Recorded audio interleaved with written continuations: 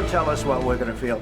We're trying to solve a problem. Don't tell us what we're going to feel. I'm not telling you. Because you're in no position to dictate that. What started as a state visit to secure a deal between the U.S. and Ukraine ended after a minutes-long tense exchange in the Oval Office. The breakdown of negotiations comes at a pivotal moment for the two countries. President Trump is seeking rare earth minerals from Ukraine in exchange for security guarantees as Ukraine continues to fend off Russian forces. Leaders across Europe were quick to come to Zelensky's defense, with Republicans and Russia standing by the president. Tonight, local Ukrainians are weighing in on what happened. White House reporter Ryan Jenkins spoke with Wisconsin Ukrainian Karina Tweedell, who expressed both frustration and fear. With us, you start having cards. Right now, you don't. You're playing cards.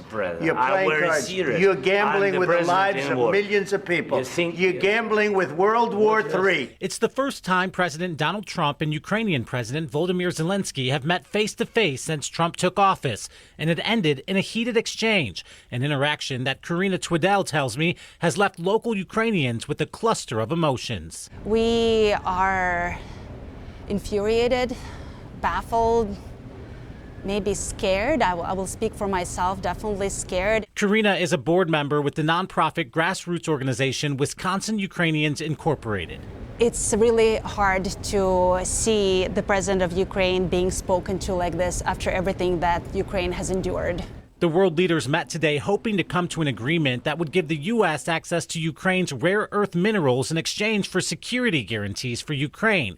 The deal seemingly derailed after this meeting, with President Trump calling President Zelensky disrespectful. I was speechless, and I'm still processing this interaction that was so jarring.